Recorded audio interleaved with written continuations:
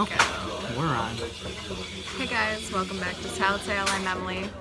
Greg's enjoying his giant charger. Yeah. I got something different today. I got an Americano. What is that? So it's, I don't know, an Americano. I got it with buttered rum flavoring in it, so.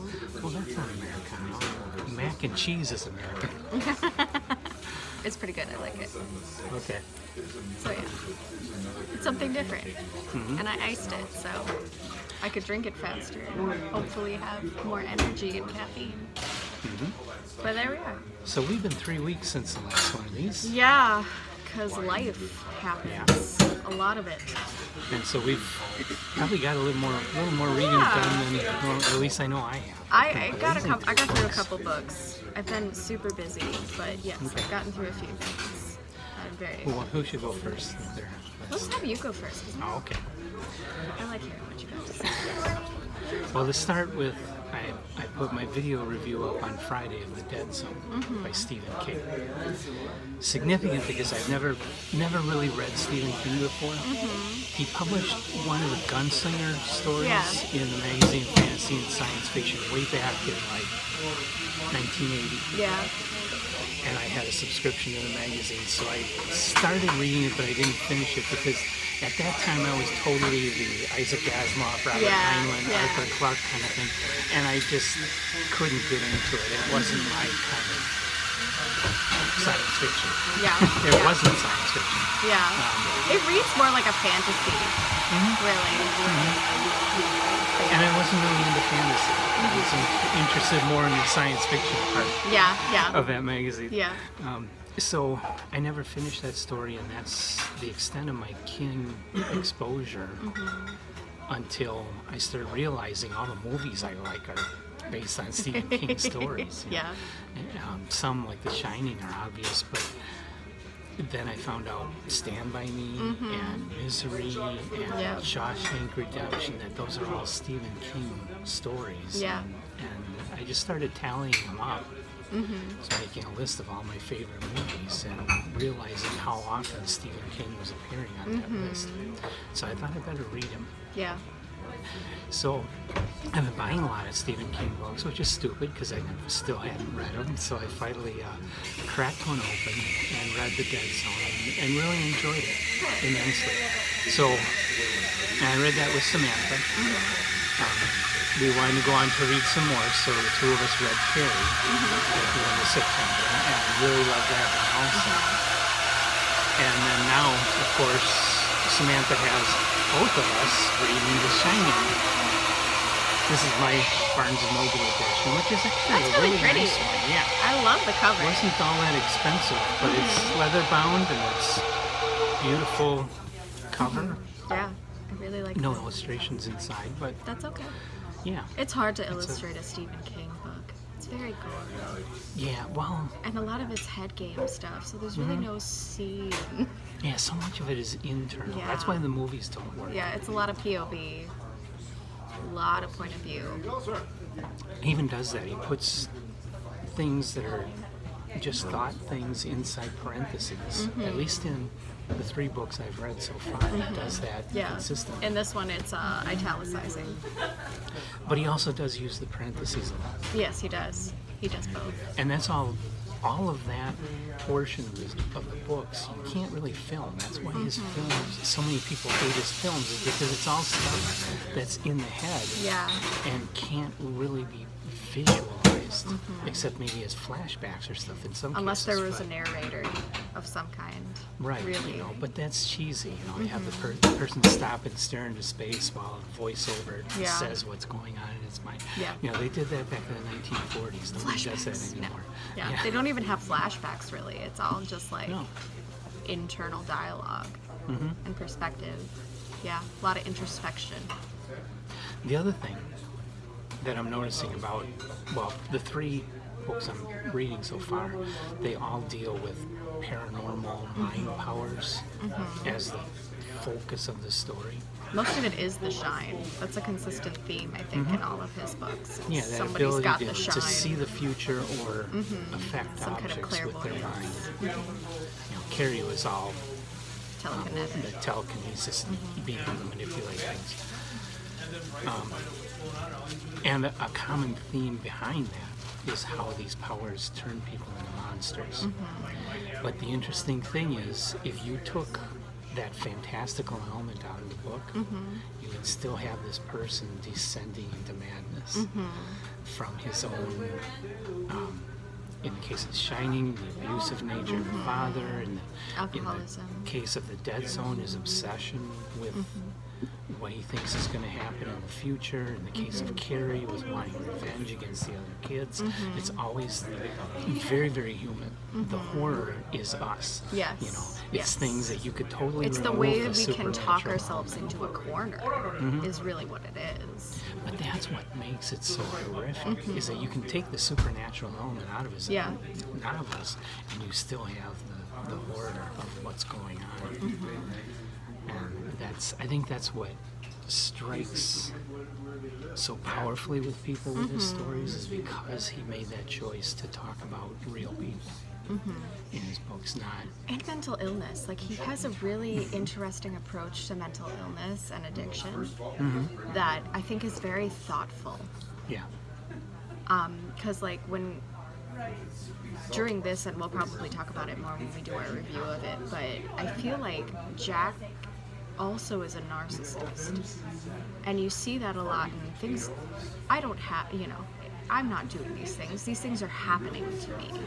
I have no control over them. And it's like, well, yes and no. Addiction is complicated, but at the same time, you're choosing just as much to be a dry drunk right now Right. as anything else. Yeah.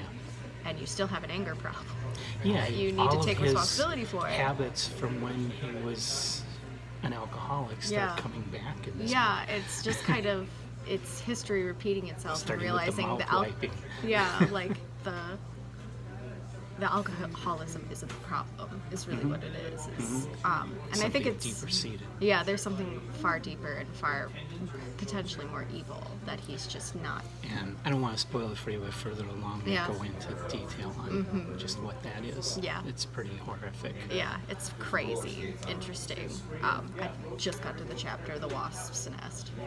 So that's where, like, I'm getting a lot of this, like, things aren't happening to me.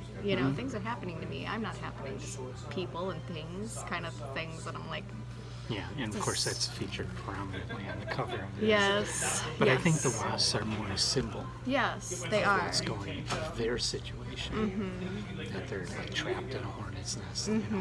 Yeah, and everything stings. Like, everything. It just seems like everything that is happening hurts them, no matter what. And everybody is exposed to that rawness and that hurt. Yeah. It's so interesting. It I like it is. a lot. So yeah, my foray into Stephen King, 3 books, almost totally done with 3 books. I'm kicking around whether I want to go into this Salem's Lot, because that's in this book Yeah. too. I'd like to, because this is his first 3 novels Yeah. that he published, and I'd like to finish this off with all 3 of them. But Have the whole publication. it's going to depend on whether or not somebody talks me into Yeah. reading something else Yeah. instead. I kind of want to do Pet Cemetery next. Me too. That's a good one. I want to get to that. Yeah. But I kind of want to go. I've been doing this all with everybody lately. I want to read it chronologically, because it's interesting to read from their first book and gradually go through the history of what Yeah. they've written, instead of jumping around and Yeah. reading their latest novel and then trying to go back. Yeah. Yeah. For sure. But yeah. But yeah, Pet Cemetery, I've been jumping around a bit with King's. Dead Zone, I think, was his 7th novel. So I've been jumping around. That's okay. Yeah. Yeah. I've only seen the Dark Tower movie. Me too. I really haven't love it. Read the books. Like It's I say, really I started reading that one Gunslinger short story years ago, but Yeah. otherwise I know nothing about the Dark Tower Yeah. movie. Yeah. Lots of people hated that movie, I loved liked it. it. I thought it was really, really cool. but then But sci-fi always gets a bad rap, I feel like. Unless it's like Star Wars or Star Trek, everybody just seems to like. but with Stephen King, it's like I was saying, if you've read the book, the movies don't hold up. Because I liked Cronenberg's Dead Zone. But then I read the book, and Samantha and I rewatched the movie, and we were just ripping it apart. The movie doesn't come anywhere near capturing what the book did. Yeah. And there are just, we've talked about that a lot before, I think, where that's just a common theme. Like, sometimes you just can't get a movie to translate, Right. where a book can speak volumes. Carrie did a lot better, but there was still that missing element of what was going on inside. Which one did you watch? The original. The original. Brian De Okay, Palma. absolutely. It's the I've best seen one. the newer one, but the Brian De Palma is the good one. Yeah, yeah, I like them both, but I prefer the original Yeah. personally. But yeah, And so then, well, I've seen Kubrick's The Shining many, many times, and yes, the book is better so far. Like Kubrick. the cinema art of Kubrick. I mean, he can take Dick and Jane going up the hill yeah, and turn it into something that's mind blowing. yeah, yeah, Okay, his movie differs from the book in lots of ways, but the ways it differs were important for him to create a movie as opposed to a book. yes. And that's kind of how, I think that's kind of why Stephen King has a hard time having his work translated into films. Like, it's happened consistently, but he never seems to be okay with other people taking his work and then Yeah. running with it, because it's like, that's not my intention, because the intention is to make it a head game. And there are just some things you can't translate well, and I just Yeah, because even The Shining did an amazing job creating a movie, but it's more of a haunted house movie. It's the whole, I mean, the title is The Shining, but in the movie, that's kind of a secondary thing. yeah, it's not really the prominent aspect. Right. It's pretty much just the device. Like, it's just there so that the kid can see the things that are haunting them. But that's not really true with the book. Yeah, no. And I think that's why King hated Kubrick's movie, is because he should have focused more on the whole Shining aspect Yes. of it. And I love too that he's using the device of, we have a child who this is happening to, which adds another layer of horror, where we have this innocent bystander who has no idea fully what's going on, or the adult world. He has a lot of understanding because he has the Shining, but he's still a child. Like, he doesn't have the emotional maturity to understand what's happening to him. And so that's just an added layer of horror, where you have this, like, the child as the innocent bystander, as the victim, so to speak. Yeah. And in that, I think King's purpose was to focus more on the abuse situation. Yeah, yeah, Where the movie kind of downplays the background of Yeah. alcoholism and stuff. Yeah. And so because he's a there, dry but it's not drunk, very and it's all in strong. his head anyway. Yeah. For the most part, like, you can't really, and the But bar's it is empty. with an alcoholic. It's true. You know, that is how they are, even without the supernatural. That is how Yeah. they are in real life. And so the book is really a lot more about domestic abuse Yeah. than it is about a haunted Yes, it's hotel. about an abusive person becoming more abusive to the point of murder, essentially. Yeah, it's unfortunate that many times that escalates into physical violence and can even result in murder Yep, it is. in the real world. Even, like, when you consider, like, drug culture, a lot of it results in gang violence, or a lot of it results in petty crimes or things that just kind of spiral out of control over time. And it's just really interesting. But that's something that's hard for me to get my head around, because statistically most violent crimes are committed, you know, especially domestic crimes. It's not usually a stranger No. on the street stalking you. It's usually somebody you know, a friend, friend of the family, father, boyfriend, husband. Yeah. That's usually what Somebody results who in you those think, things. I don't know how true this is, but I could see, as a person with a really high empathy, I could see somebody just coming in and being like, well, they'll forgive me for it, because we're family, or because we've been together for so long, or because... And so often what happens is the woman stays there and takes it because of the kids. Yeah, because it's easier to be miserable than it is vulnerable. And well, the reality of that situation is that the kids are going to get hurt no matter what you do in a situation like that. And a lot of it too sometimes is they stay because of the kids, because of the financial abuse that's also going on. Like somebody can't afford to live on their own, and they need to be able to feed their children, and they don't know what services they have because a lot of the time they're brainwashed into believing they are helpless. Yeah. And that's kind of, you see that I think really well in The Shining. I don't want to give too much away because I want us to be able to make a video, but like you see that really well in The Shining because you already have a person, Wendy, who has been emotionally abused by her mom a lot. And you see it a little bit in the movie too. She's very anxious, not but very that's like another together thing person. that's cut out of the movie. She's just has an housewife. anxiety, and she has an anxiety disorder. And Really. frankly, I like Wendy in the book better Yes. than Wendy in the movie. She seems a lot stronger in the book. Like she doesn't seem like such a wuss about stuff. Like she's endured a lot, but then she has to endure more. So it's like it's really hard to watch. But it's the reality of situations sometimes. Yeah. Okay, so before we spoil our next video, let's move on. The only non-King book I read. Oh, and after this, I'm kind of torn. I want to read Salem's Lot and finish off this big volume. Yeah. But I also want to read Dr. Sleep. Oh, Dr. Sleep. Yeah, right after The Shining. There again, I saw the movie. Yeah.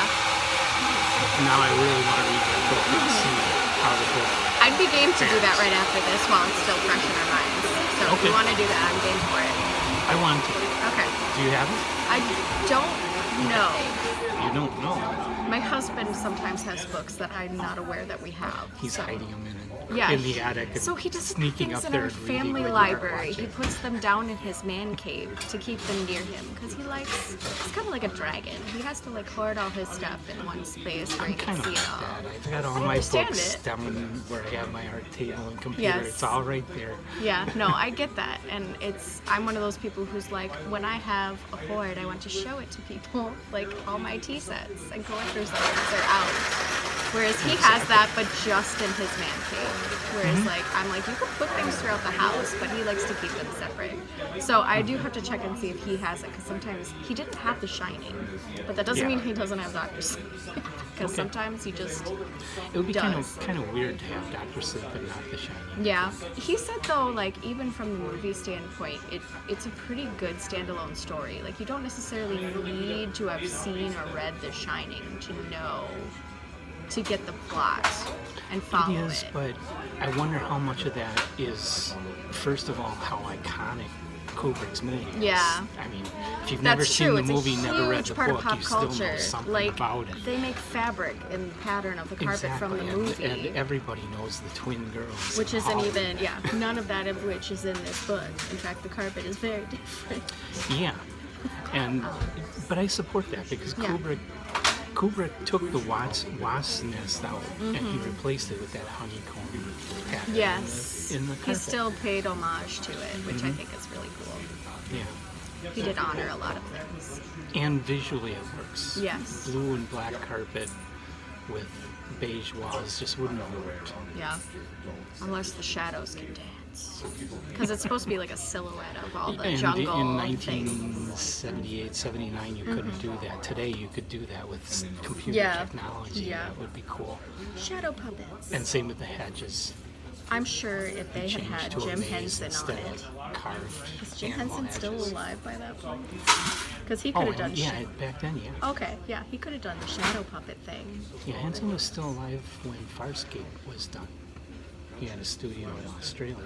Yeah. He died around that time. Yeah, from the That TV pneumonia. show was- yeah. So She's yeah, on this Henson. Well, of course, it was Frank Oz, not Henson, Yeah. that did Empire Strikes Back. Yeah. But you know, same. Same studio. Same studio, different person. But yeah. And then, of course, the whole. You're gonna kill me for not remembering the name. Magic Crystal. Dark Crystal? Dark Crystal. There you go. That's okay. If you forgot Labyrinth, because that has David Bowie in it, then I would have been upset. See, that's what my mind was going to that, and I Yeah. know that's not. That wasn't the one you with were the trying to Muppets. pull out. Yeah. No, I gotcha. But yeah, I'd be totally game to read Doctor Sleep. Okay, Because I we're haven't on. even seen the movie yet. I have saw The Shining when I was young and not supposed to, so I don't remember most of it. But I would love to actually watch the movies after I finish this, and then we could do the same for Doctor Sleep, because I think that would be really fun. Okay. 'Cause, yeah, I just need to relive it. But Yeah, anyway. by today's standards, the Kubrick Shining is pretty tame. A Yeah. little bit of nudity on a really old, ugly woman. Oh well. Nothing more than that. Yeah. I watched Perfume last night. Yeah. That one gets Was it pregnant. good? Oh, it's a good movie. Samantha didn't like the ending, but Oh well. there's also tons of nudity in it. So Alright. I'm just contrasting how movies have changed over the years. How movies like The Shining and Alien were rated where teenagers couldn't go and see them. Yeah. And now you can throw Now off it's on bombs TV. occasionally on a Yeah. PG-13 or whatever. Or R. I can't remember which one it is now. Well, and Jerry Maguire, PG-13, and okay, there was no nudity, but they were humping at the beginning. You know, Lots of things. I couldn't believe that. Yeah. Well, it was a different time. Yeah, a lot more. Yeah. What's the word? Permissive today about such things. Yes. Which actually I'm all for. I don't like hiding those realities away from. Yeah. I feel like world. truth in art is very important, personally. So. Well, especially things that are not harmful. I mean, people getting Yeah. their heads cut off, that should be. A little bit, yeah. But just sex, it's part of Yeah, our that's- reality. That should be. Yeah, it is such a. While it is an intimate part of humanity, it is a very basic and primal part of humanity too. Like just about everybody does it. So why? It's like trying to keep people from thinking other people poop. Really, Uh-huh. like, it's a normal part of being human. You just do it. Yeah. But yeah. Okay, so moving right along. Anyway. I did read one other book. It's one I've read before, but I wanted to reread it because I'm trying to make a decision of whether I should buy more. And that is Agatha Christie. Oh. I reread, and then there were none. Because that's another one where I read it ages ago. And ages, yeah. And what it was is my stepson, my first marriage, had to read a mystery book for class. And he came to me asking what was a good one, a meanwhile long one. Yeah. And I said, well, and then there were none. I get the Christie. So we went to a local bookstore and bought it. Yeah. I bought a paperback copy for him and we read it. But that was a long time ago. Yeah. I decided to reread it because I just wasn't sure if I'd be interested in Agatha Christie enough to go and buy more. Yeah. So I wanted to make that decision because my tastes have changed Yeah. dramatically. Yeah. So I reread it and then there were none and loved it. So I'll do a video on that Yeah. coming up. Yeah. I always wanted to read Agatha Christie, but again, I have such a hard time with mysteries because I'm so good at figuring it out that once I hit like the big climactic stuff, I've already figured it out. So I'm just like super disappointed. And she's one that I hear has a formula. She kind of does, Yeah. but Joe suggested you read her for a reason. Yeah. She's not as, like, I read The Maidens in August or July. And that one was so obvious who did it Yeah. that You were I looking for a kept looking twist. for somebody else to Yeah. be the perpetrator because it was just too simple. Yeah. And then it turned out that it really was that simple. It's like, seriously? Butler did it. No. No, it was Yeah. a little less simple than Yeah, that. but it's I mean, it's the trope.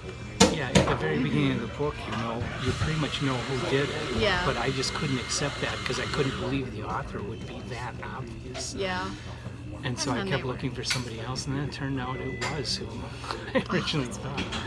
That's too funny. Agatha Christie is not like that, and None especially. Okay. I mean, that's the one I've read so far, so that's what I'm basing it on. But it was like, the story is based on the children's rhyme 10 Little Indians, which of course got this book into a lot of trouble because the original title was not Indians. It was something else a lot more offensive. But even 10 Little Indians these days is offensive towards natural Native Americans. So, it's gone through a number of titles before it settled on And Then There Were None as something that wasn't it seems like the offensive. safest route to go. Yeah, and the book was rewritten to remove those. I mean, 10 Little Indians is still there, but the original reference was taken out had to be edited. a long time ago too. But so now original copies with the original title are worth thousands of dollars. I'm sure they are. It's like Revenge of the Sith or something like that with Star Wars. What was the original? Was it Revenge of the Sith? Or Revenge of the Revenge of the Jedi. That's Revenge what of it the was. Jedi, and then fans pointed out Revenge is not Revenge the way of the doesn't Jedi, and they quick changed the title. Who are you? Are you the Force? Who are you to decide if it is or not? Anyway. Yeah, but I mean, it was just because Yoda Yeah. said in The Empire Strikes Back, Yeah. revenge is not the way of the Jedi. So then they were releasing a movie called Revenge of the Jedi. And it's like, wow. Everybody's going, wait a minute. It's still revenge, really. It's retribution, if nothing else. I think Return was the right. It was, Because yes. it's bringing back It is bringing the back Jedi. the Jedi Order. Though I was disappointed that then they go and trash the Jedi Order. Whatever. It never went anywhere. Anyway, Can't win. so, and then there were none. The basic plot is there's these 10 people taken to this secluded island, no way off except a boat that only comes once a week, and the boat doesn't come on its scheduled return. Oh, no. They're all trapped there. No way off. Because it's out in the Atlantic Ocean, Yeah. off the coast of England or Ireland or something. It's all Christina and Teresa now. Getting So all these cannibalism 10 vibes. people have a dark past, Oh, no. have dark secrets Oh no. of murder or other things that they've done. Cannibalism. I have No, really don't go heavy there. cannibalism vibes. It doesn't go The that Dahmer far. Party. Anyways. Sorry, that keeps being referenced in The Shining. So. Yeah, well, because that happened in the Yeah. Rockies, and back about that time. Mm-hmm. Anyway, See ya. Not very talkative. they die in accordance with the lines of the nursery rhyme. Oh. So they're trying to figure out who does it, and they come up with the logical, okay, this person must be the perpetrator. This is the person that's killing us all, and that person suddenly dies mysteriously. Oh no. Totally ruling them out as the perpetrator. Yeah. And that was a stroke of genius because you really don't know through the whole thing Yeah. who did it. Yeah. As you get close, you might be able to figure it out, Yeah. but through most of the book, you're not going to know. It's going to be That's awesome. it's going to be completely. Oh, okay. I really like that idea. confusing. That sounds really good. Okay. I'll have to, I have a note. And reading it brought up an idea for a variation on it that I thought would be really, really good. alright. Yeah, I wanted to get into some Agatha Christie just because she's been recommended to me multiple times, but I've had such a hard time with mysteries and figuring them out. I just find myself really disappointed. Like, we read one in one of my book clubs, and it was good. It was really well written, but it was so easy to figure out. It was like, you arrested the wrong person. I mean, yes, she was bad and probably deserved to go to jail or hell or whatever, but I mean, it's actually the child who did it. Yeah. It was just one of those things where it's like, I knew it was the kid because the kid's so freaking demented and alludes to so many demented things. I'm like, the foreshadowing was far too heavy. Yeah. And I find that a lot in mystery writers where I feel like the foreshadowing is so heavy that it's just very easy for me to figure out. It's like, it's that person. Yeah, you can go ahead and act like this is a twist over here, but it's really not. It's this. So I should wait on my review until we get you a copy. Okay. Because I don't have a physical copy. I looked for one, but all I could find were cheap paperbacks. Okay. And I was looking for a nice copy, and Folio Society printed it last year. Okay. But they're already Yeah. out of it, and you can't get it on the used market yet. So, Okay. All right. I can also look so I'm too. looking for a really nice copy of it for the collection. I can and then at we'll do it. least find a digital version. I'll see if Yeah. readanybook.com has it. because they Okay. have a lot of, like, they had a lot of Tanith Lee when I was looking at readanybook.com. I was Cool. like, ooh, that's awesome. I would love to read more Tanith Lee. I haven't really gotten into her. I've read a few of her short stories in the magazine of fantasy and science fiction years ago. Yeah, I read the Claudie Standard. Diaries, or Claudie Diaries, I Okay. think it's called. I really enjoyed those. I read those in middle school. So we should keep that in mind Yes. too for a Yes. video review. Yeah. So that's all my reading. All right. And the other thing I have here is a stack of books for you. Yay! One, I'm so this excited is- about this one. probably her favorite This book. is my absolute favorite book. This was the female heroine I needed when I was in middle school. This is Okay. Sabriel or Sabriel by Garth Nix. I'm not sure how it's pronounced. I've never heard it said. I've always called it Sabriel, but Sabriel would also make sense because she's got a cool saber. There's but- no police coming in and arrest you for Yeah, I know. murdering the pronunciation. This so. is America. We Go with slaughter it. all the languages. It's And just love our it. way. Yeah. Anyway, I'm not a linguist, so I don't know. But this is the 25th anniversary edition from the UK that Greg got, and I think it's beautiful. I love it. I'm very partial to the original art, but this was just so I stunningly like done. this better. The original Yeah. art is too comic bookish Yeah. for me. This is beautiful. Yes, I'm very partial to it, but this is stunning, and I was just so impressed, and I am extremely excited. I would love to do a book review on this one, specifically just because I thought this was a great series. The world building was amazing. Okay. The characters were really cool, also like predominantly female cast, so to speak, in most of his books in this series, which I really appreciate. I feel like he writes a realistic female character for being a male author, so I really enjoy that about him. Love Garth Nix. Yes, it's beautiful. So I'll probably let you go ahead and do the video review, but at some time I'll probably borrow it back Yeah, to go read ahead. it because Absolutely. I've only read Shade's Children so far, and that was Yeah. good, but Yeah, I really enjoyed this series a lot, and I think I'm just partial to it because, you know, I was a young, impressionable middle schooler looking for female role models, essentially, you know, besides my mom, who is my hero in real life. But, like, you need a few, like, fantasy females, and there just weren't a lot of very good ones who were powerful and still female and still very, you know, had a romantic aspect to them and just had the common, like, not sissy female heroes who needed saving. yeah.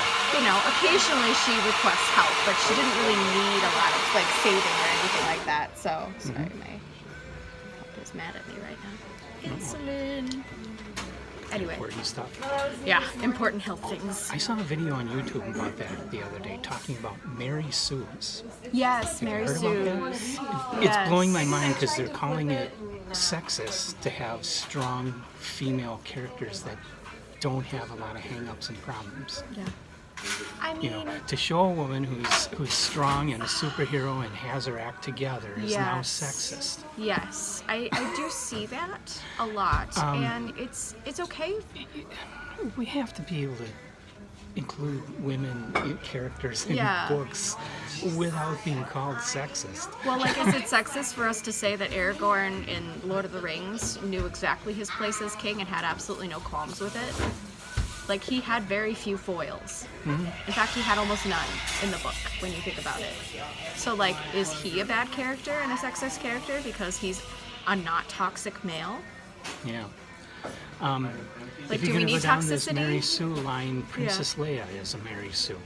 She's a strong woman who has her act together and doesn't have any issues. Yeah. She doesn't have any hang-ups. She didn't have a bad father. Well, she had a bad father, but she never met him. Yeah, she didn't know. She was adopted. You She know, didn't and, know. and she was, you know, when they were trying to get out of the detention hall, she grabbed the gun, shot down the hallway, blasted Yeah. a hole in the wall, and said, "Into the garbage chute, fly boys." Everybody in. I mean, Yeah. everybody loved that in 1977. That was You never empowering. saw that in movies before. A Yeah. woman doing that, you know? Yeah, usually It they was had great. the trope of the woman being useless. The most powerful, but the most useless. That's a very common thing in anime, The too. monster would come up and she'd just go, "Eh," Yeah, and not do anything. but yeah. Crawl into the background as the Yeah. hero beats the monster. Yes. You know, so it was a big change, a big welcome change, and now they're calling it sexist to have characters like Princess Leia. I just think people are afraid of Where do we not stop? toxic characters, especially if they're women, because But- you know, femme fatales are a big deal. Like, I think a lot of people think like the femme fatale trope is too powerful or too, like, I think there's just this perception that women should be a little bit on the darker side. Like, they should have these hang-ups, they should have mental health necessarily issues. You know what I mean? Like, just like have a darkness to them, I should say. Have a shadow of some kind. Well, when it comes to just general characterization, real people have problems and Exactly. hang-ups. Exactly. But that's just not strong characterization, Yeah. not sexism. Yeah, exactly. Yeah. And when it comes to superheroes, Yeah. well, some superheroes have issues, but most superheroes don't. Yeah. I mean, they're Superman, his only issue is kryptonite. Everything else he can defeat. Yep. Except And amnesia, that's, maybe. you know, and when you need heroes in your life, you need to believe in somebody that is always going to win. Yes. So I don't think it's a bad thing to do that. I don't in think it is either. And I some think young women need good role models. Like, mine started with Hermione Granger. She was a very smart, powerful witch in Harry Potter, and she played a huge role in protecting those boys and being this archetype almost. She became her own archetype of like the strong, independent female. Like, and she still had romantic relationships. She still had awkward phases. She still had insecurities. But she used a lot of her logic to just overcome them and deal with the emotions of it later. Like, she just is like, all right, this is the way it's gonna be. We gotta get through this. We're gonna save the world. We're gonna kill he who must not be named. Harry's gotta be the one to do it because he's the, you know, she's just like, just protect and still be a woman. And Sabriel was kind of that for me too, where she's like, all right, something's happened to my father, and I need to go and take my place as the interim because that's my duty because I know what he does, and I'm gonna save the old kingdom and the Yeah. new kingdom because that's And- just the way it And has if to she be. happens to be afraid of elevators, that's fine. Yeah. That's good writing. That's Yeah. good, stronger characterization. But If she don't has hang-ups always because expect people Yeah. to be rising to that level in their characterization. Some writers just aren't that strong. Yeah, and I think you just need to appreciate a fiction character. I mean, even if the book is bad, there's usually something to appreciate about it, or some kind of moral or something to get out of it. Or older science fiction, where it's the idea that the writer is more interested in. The characters are just there to move things along. The Yeah. characters are like Alfred Hitchcock's description of actors. Gandalf. They're just cattle to point where they're supposed to go in Like order the to wizards. move the story forward. Yeah, the wizards in Tolkien, that's what they are. Yeah. They're the story movers. They're not. They don't really play any other role other than to be story movers. Get Frodo to Yeah. the mountain. Yeah. Start things up. Push them out the door, so to speak. Yeah. But yeah, and I think every character should have a place in a book, and I just feel like it's okay if they're not super toxic and if they know what's yeah. going on. And it's okay to not like a book for the characterization being weak, but don't call it sexist Yeah, just because I don't- somebody writes a strong woman. Yeah, because there have been plenty of strong men who have very few foils, except like Exactly. kryptonite. I mean, there's still foils. Even like, I feel like, at least the books I read, there's still hang-ups because they're human. Like, oh my gosh, I got stabbed. Yes, mortality is gonna play a huge part.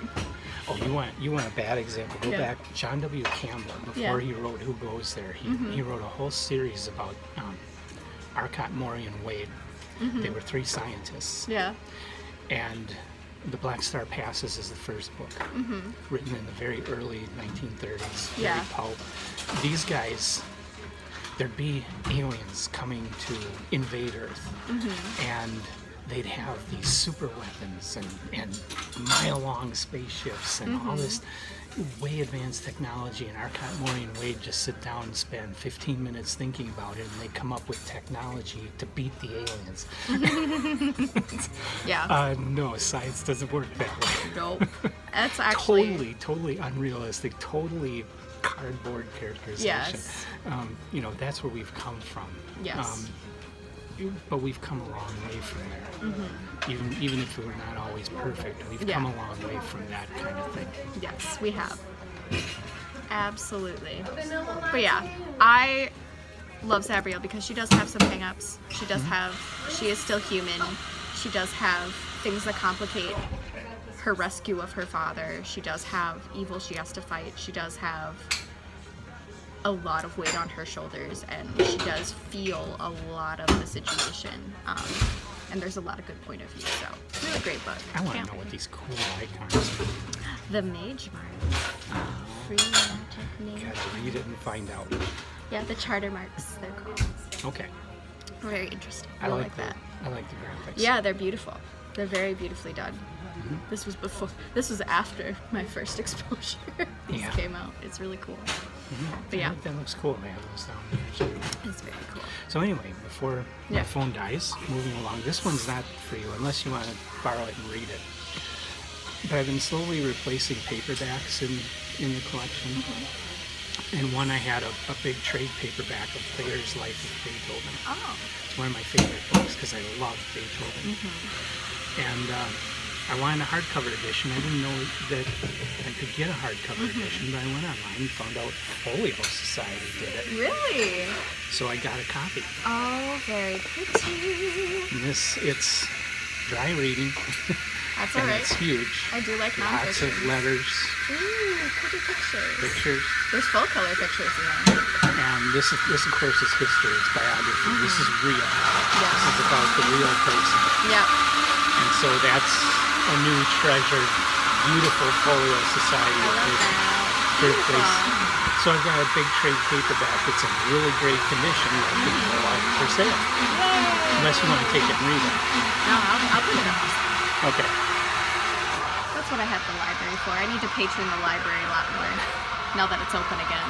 Gotta Yeah. support the local library. So this one, I'm trying to remember. I think Samantha sent this to me.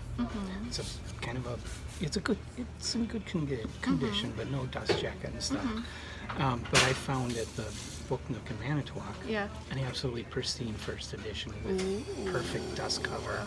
Ooh. So now I have two copies, and Samantha wants to do a buddy read, so the Okay. three of us can do a buddy read. This is The Beast Yay. by Peter Benchley. I'll have to read that. I'm excited. The Beast. That And reminds me of What We Do in the Shadows. If This anybody one- knows that movie, it's a great movie. What We Do in the I don't Shadows. know, this is There's a character called the Beast. Okay. It's a vampire's ex-girlfriend. He refers to her as the Beast. well, Peter Benchley, of course, wrote Jaws. This is Yeah. going to be some kind of sea creature. I'm sure. Absolutely sure. So then I enter the giveaways on Goodreads all the time Me too. and never win. Except this one time. I get all kinds. One Yeah, time. and so I saw this one came up for a giveaway, and I thought, oh, Gregory Maguire. We like Emily him. likes Yeah. Gregory Maguire. I've never read him. So should. I entered. And this is the one we wanted. Yay. So it's an advanced reader's edition, what they call an ARC. Okay. So this is in advance of the actual publication. That's why it's paperback, not Paperback. hardcover. Yep. And the intention is that we read and review it. Okay. I can do that. At least post a review on Goodreads. That's Yes. the whole reason they're doing these giveaways. Volume 1 of Another Day. Ooh, Yeah, it's a gonna whole be new series he's starting. All right. So we won The Brides of Maricourt by Gregory Maguire. And you can expect a concise, long review by Wednesday. I can't do that and The Shining. I can I never probably get her to could hit me. She should have swatted me for that. I have all these nice big books I could beat you with. Yeah. Here I never I'm so nonviolent. You're lucky. You're lucky I'm nonviolent. Yes, I am. I keep trying. And then, long sad story, I've wanted us to do the narrative of Arthur Gordon Pym. I've never read it. I want to read this because it's Poe's only novel. So we were going to read it in like July, Yeah. and then we just were burned out on reading so much Yeah. so fast, and we simplified things. So I put it off indefinitely. I'd kind of like to get to it before the end of the year. Yeah. Somebody really nice sent us this copy. It's a print-on-demand copy of it. Yeah. Very cool. Really nice, especially since Thank you, whoever you are. my plan with this book was to buy a copy from the Heritage Press, you know, an old used copy of theirs, because they're kind of like Folio Society, but they're not in business anymore. So in the 70s or 60s, I think it was 68, they Yeah. published Narrative of Arthur Gordon Pym, and I got a hold of a copy of that. It's a very nice copy. But the Folio Society also did a copy of this book, and I wanted to get a hold of the Folio Society. I wanted to compare them. So in August, I bought one from a guy over in Great Britain. It still hasn't arrived. He contacted me at the beginning of last week asking me if I received it yet, and I said no. And said because of the situation with international shipping, let's give it a few more days. So at Yeah. this point, it's been almost a whole week, and I still haven't seen this book. So I don't know if I'm ever going to get the Folio Society edition of it, which really bums me out because I want that to compare to what Heritage Press did. Yeah. I think it would be really interesting to do a video on that. But as far as reading it, I've got the Heritage Press one. I've got it in my complete Tales and Poems of Edgar Allan Poe, and then Some Good Soul sold us this. Yeah. So I'm passing this on if you want to read this Yes. one, or I could switch it and give you To the read Heritage all Press one, which is No, this will what be I had fine. intended to give you. This is all right. I will take it. Okay, so at some point I want us The to story read will be in here. Narrative of Arthur Gordon Pym. Yeah. The story will be in here and here. Yeah, but Pretty books are fun. more and more and more as we're getting into this, and I'm getting these better editions, I'm finding how it's printed is a big part of Yes. the reading. It is. A big part of User enjoying experience is a big part of reading, as we've discussed in previous book reviews that we've done. Yeah. Bones and Keeps. I thought it was a great book. It was very hard to hold the book because it was so large and paperback and made with thinner paper, and it was beautiful in every aspect except that you had to wrestle the book. And user experience is a big part of it. Like I'm just coming out of a really bad health thing right now, so I have a lot of physical fatigue. Holding a book is exhausting right now. Yeah. And propping yourself up over a book is exhausting right now. It's a huge part of the user experience, and it makes it very difficult for a reader. Even if you really love the story, wrestling with a book is hard. Another thing is large print editions. People who have sight problems and can't get access to a large print edition, it's a huge part of the user experience, especially for readers. I think it's cool that like Kindle and that has that option where you can make the text really, really big, but it's not the same as owning and having a book on your shelf. And People then- want access to those things.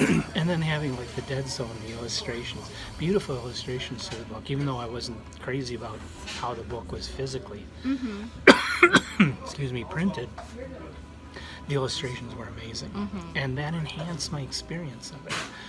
The Divine Comedy with all the Gustave Doré engravings. Oh my God. Yes. I can't imagine now reading that without it. It just made the experience of reading that book so much better. Yes, it adds a whole other element that I think is so important. And to even the just user. this, with the beautiful binding, and this is key. If you can't do this with your book, it's crap. Yeah. Oh well. It just No. it makes it so much easier to It read is, when yes. you lay open, because you can And set I it on love the the table. little built-in ribbon bookmarks are Yes. always super handy, because Love otherwise those. I am like I'm folding it down and leaving it lay for my cat to lay on and Keeps like people ruin from the dog book. earing. Yeah, like it keeps from scraping the text, because sometimes like bookmarks are nice, but they can scratch. They I can get them scratch. falling out all the time. Yeah. People print them on glossy paper, and they're And always they just falling out of slide the book. out. Yeah. I like fabric ones because they sit in the book really nicely. Mm-hmm. But again, a lot of people don't do the nice fabric, thick quilted ones anymore. Like people are doing all the leather ones, which suede leather is pretty soft on pages. I don't, Mm-hmm. but they can be a little thick. So then you're like, you still have it could still fall out just Yeah. because it leaves such a large gap there. It doesn't wedge nicely like some of the other ones are like felt ones, and they like the paper clip style ones. But of course, those can sometimes ruin your pages, so you have to be careful. That kind of stuff. I've so been making my own, which I really love. yeah, your little corner Yeah. ones, the origami Because corner they're ones. very easy to put on, doesn't damage the book, they don't fall out. I want to lose try and bookmarks too. create those en masse, have them printed like that, and put artwork on it, Yeah, and try and offer them to people. that would be cool. Maybe have one in every book that we send out That or would be something. cool. Yep, would love that. So, and that brings up, we've got an Etsy store. Yep. It was supposed to be on our website, but the web designer is really slacking. He's very busy. she got. No, I Yeah. won't joke about that. Yeah. But she created an Etsy store for us, and she's got a bunch of books for sale. We've Yes. sold 2 so far. Yes. And Which we appreciate. Thank you so Yes. much for patroning it, because that gets us closer to our goal of being able to provide you with our own published works. I'm thinking Herland for our first one. That'll be great. I 'Cause have that's- that mostly done. That is our most watched review video so far. Okay. So I'm thinking that should be our first book. All right. We can do that. Easy peasy. I just gotta Okay. illustrate it. Yeah. Well, and At I can this help point, with that yeah. if you want. At this point, kind of illustration is like drawings. most of what I need doing. Because Yeah. I have the editing pretty much done. And you for did that. do a great job with the Black Cat. I really enjoyed doing that one. That was super fun. I enjoyed that. Mm-hmm. But yeah, good times. So, but that's where all the money goes to. If you go on our Etsy store and buy books from us, whatever profit we make from it, which is pretty low looking at shipping costs. We didn't make a whole lot off of it. That's so all right. far. But it goes into our bank account and We're puts working us towards- goes that many pennies closer to being able to publish our own books. And at some point, we're talking about doing a Kickstarter to get the rest of it, but everything helps us. And the goal is to produce beautiful editions of books that you can't get a beautiful edition of, Yep. and give you this reader experience based on all of our experience with graphic design, illustration, publishing, reading, and everything we talk about here. So, So, it's been fun. so as I replace my paperbacks, those paperbacks are going in there, and they're going to be for sale. And I have a lot of duplicates of hardcovers and some really nice editions that have been in my collection that I've just replaced over time, or I found a version that I liked better. So you're going to see a lot of stuff from me coming through on that. So yeah. And maybe if I can find some good deals on stuff we already have, we could offer some really, really nice books in that store for sale. Yep. Yep. We'll see. Yep. So we are working on that, and you will see more coming for sure. So, Plenty more. but I haven't seen how you're packaging these yet. I wanted to ask you Honestly, all I'm doing is I'm just bubble wrapping them and taping them to try and make them as waterproof as possible. That's and good. then just putting them in a box and just putting the invoice sheet. I would like to have some fun tchotchke things. Looking for anybody who wants to advertise. If you have flyers or anything that you want to send us for a free advertisement, I could pop those in the box too. that. I was wondering if we shouldn't do things like throw a packet of tea in or a bookmark. Yeah, I've got that's a what I- stack of bookmarks. Yeah, I can- have bookmarks that I've made that are Telltale ones. I just haven't Oh. printed them yet. Okay. So I can work on those. So I need to get some tchotchke little fun handout things to put in these. I'm still. But every place I buy used books from sends me a bookmark. Yeah. And I don't use their bookmarks because I make my own. Yeah. So I've got this stack of bookmarks to get rid of. You could be throwing these in Yeah, the packaging if you absolutely. think that people would Absolutely. appreciate that. And we Okay. can get like I want to get some business cards made too, so we could just have the Etsy site so we could pass it off to somebody else or whatever. Okay. I'm not sure it needs to be like an actual business card. If we just do Just a flyer or something. just some kind of, get some cardstock and run it through a laser printer with our information on it. I don't think that Yeah, has to be so we fancy. just have, just little I handheld could do things. that if you want to Sure. design it. Yes. Okay. I can do that. But yeah, so we're Cool. we're working on building that a little bit more and making it a little bit more fun than just Yeah, sending 'cause you a book. But I've received some Amanda's vintage books, I think. I know her from Instagram. I've bought some books from her, and I really love how she packages them with a ribbon around it. and yeah, it's does just really fun awesome. things. Yeah. So right now I'm just keeping it simple just because cost. Yeah. And we don't have a lot of little things like that yet. But if there's little things Yeah. like that you want to do in the packaging, it's not going to cost a huge amount of money. Yeah. I'll buy it and we can do it. Sounds good. I have some Okay. cardstock I'm going to use up too, so I can actually, and a paper cutter, I can get those bookmarks cool. figured out pretty easily. It's one thing I've been at work. We've got a big trim cutter, and we're shutting down our print shop because Freighter has a Yeah. whole print shop. And it's like, is there any way I can afford to buy that trim cutter? Because it's like a printing Yeah, a with the big guillotine one. that comes down. Oh, I We would have one so of those love at the to have museum. It's so amazing. It's fun to watch it cut paper. Oddly satisfying. It's just easy and fast. Yeah, it is. Trim things down. And you can do like stacks, huge stacks, like stacks, Yeah. paper, entire reams of paper. It's amazing. Exactly. I love that kind of stuff. But yeah, So that's what's on my mind. Anything else we need to tell everyone? I don't know. I really don't have a lot that I've accomplished reading-wise, personally. I finished A for Andromeda, which was a quick read. I'm sorry, I totally forgot No, about you're all that. fine. That's fine. We're coming up on an hour. No, that's all right. I finished A for Andromeda. I actually really enjoyed it. It's a fast read, like 11 chapters, real short. 1950s, 60s, Cold War era written book. So there's a lot of reference to the Cold War I and might borrow similar that because I situations. never read that one. I've It's got the really Black good. Cloud. I enjoyed it a lot. I'm gonna do a book review on it, so you'll be seeing a video from me about it. But I just really enjoyed the characters. I enjoyed the humanness of it, because nothing quite tells you how human you are when you are up against something that is very not human, or doesn't understand how close to human it is, because it's just coming out of context. Yeah. So it's a really, really interesting read. I enjoyed it. It was a fast read. I just didn't get through it fast enough because I was trying to read multiple things at once. But it's like around 200-ish pages, so it's real quick. It's based in England, so it's kind of this cool English story from the English perspective during the Cold War, which, we're used to the American perspective, but of course everybody was already in this arms race sort of thing when this was going on. Oh, yeah. So it's a really interesting perspective, and then it brings in, of course, an alien element to it, so it's kind of this fearing an impending invasion kind of situation, but being unsure that it's actually going to happen. You have this one scientist who's fairly smart and is like, I'm piecing it together, and this sounds like we're about to get invaded or eliminated or annihilated in some manner by something out there. And everybody else is sitting there like, or it's just here to help us to be better humans. And he's like, we could never be better humans.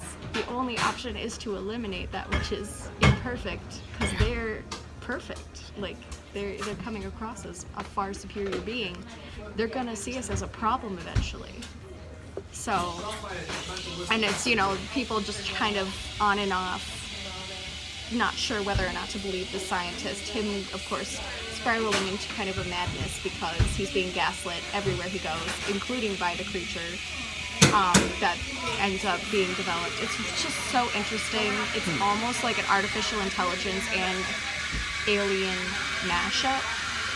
And it just speaks a lot to the human condition. There's a little bit of like sexual tension between the scientist and this person she's actually like Homeland Security, and she's there to keep tabs on him. So there's a little bit of an interesting dynamic with that. There's some interesting twists and turns that happen. There's some espionage that happens. So there's a lot that happens in a very short span of time, and it's so well written and such a quick read. I'm impressed that I'm just impressed with it. And it was written by a guy who's like an astrophysicist and one of the gentlemen who was a writer for BBC. So they developed this book together. I guess it was it was once a show or some kind of visual media outside of the book. I can't remember the details of it. I was just so enthralled with the story, though. It was really good. So I was very happy to finally finish it and see how it actually came to a head and ended. It was great. I liked it. So I'm going to be doing a review of that one. I got that in one of my book hauls. Randomly, one of my vintage book hauls from eBay, and so it was really a nice treat to get that book and to be able to read it and look at it, because sometimes in those vintage hauls I don't even get a chance to get to those books. Sometimes I do, sometimes I'm afraid to because they're falling apart. But that was in a really nice condition, and I really enjoyed that version a lot.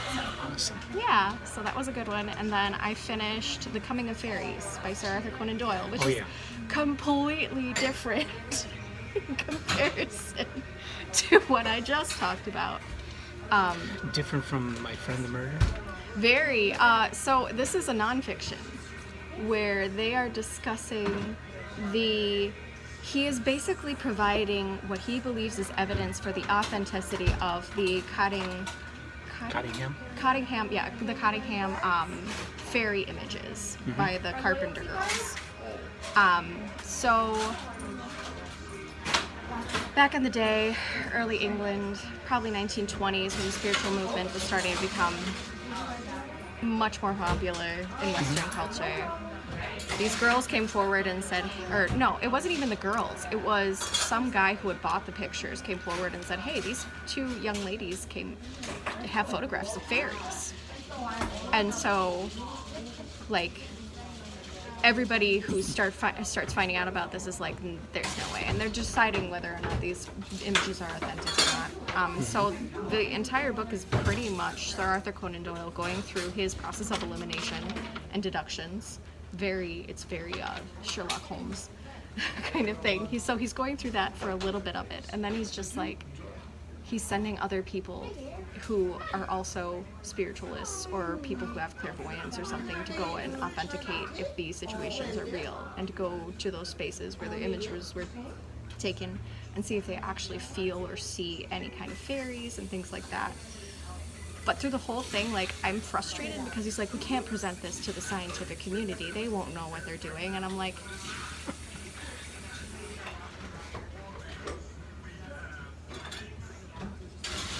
really? So, like, he's just sending all these people who already believe in fairies to go look for fairies. So it's kind of one of those things where it's like, and then I actually, like, I have the digital version from Project Gutenberg. So it didn't have the images in it in the ebook version that I downloaded. So I had to go Google them. And then I look at them and like, these are so fucking fake. These are so fucking... Why was this even a question? They're obviously pencil illustrations. Yeah. And like, everyone's saying, well, these girls didn't know how to fake these. They didn't have experience with photography. They had like an hour with a camera, you know, kind of thing, which is like, that doesn't mean they weren't smart. Yeah. They were Though both it is, working with, like... It is hard for us to understand that they didn't have instant cameras back then. They didn't, you know, the Kodak's Polaroids that we're used to where they can point and shoot. You didn't have that. You had your 4x5, and most of them were glass plates that had to be handled in order to do photography. And these were plate photography, and my whole thing is like... I don't know about you, I've used one of those cameras. Oh my god, they're difficult. I hear they're awful.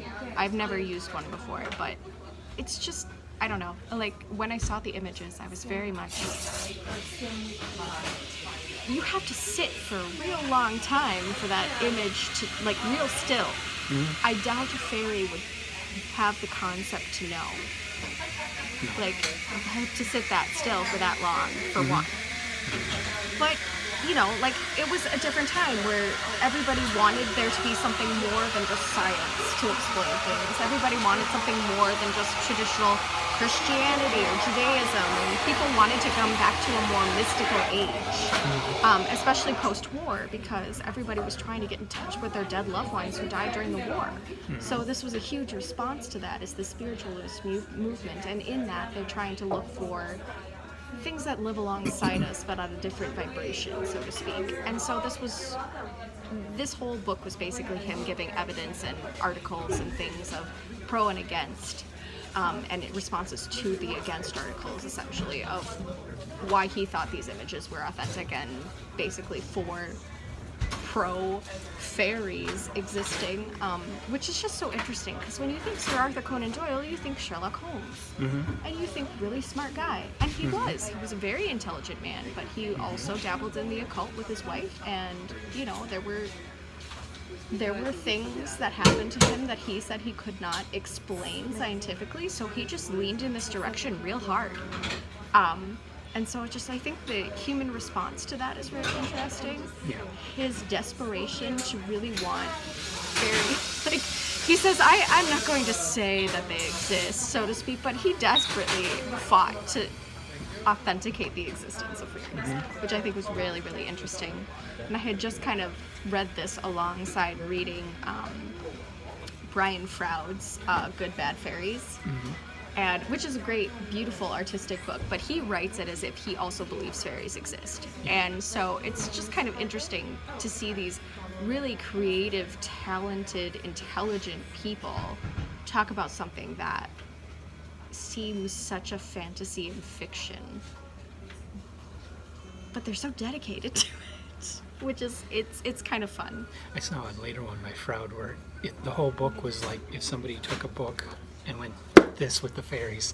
Oh yeah, and smashed them. Yes, I've seen that. That was hilarious. I've seen that one, and it's really funny, and it's just kind of cool too, because he brings in like both of them. Even like Sir Arthur Conan Doyle gives you a snapshot of the things he believes, and things like these like piece of real life stuff happening in between all of this, and what the critics are saying, and all this really gives you a perspective of what was going on in this era.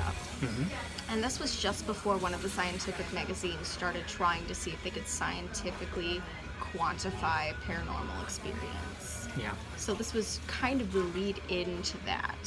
It eventually came out that this was in fact a hoax. So of course they don't touch on that in the book because this was before it was actually announced as being a hoax. But it's just and he wanted to sell books. Yeah, and he wanted to sell books. So it's just a really interesting book. It just seems so unexpected, personally. So yeah, I finished reading that too, and that was pretty good. I picked up Southern Book Club's Guide to Slaying Vampires again, so I started reading that a little bit more. I just got through the chapter that disturbed you the most, with the little old lady. So that was a good scene. It was. And I also like the dark comedy intermixed with it, when like the lady bites her earlobe off and she's like, just down an earlobe, I guess.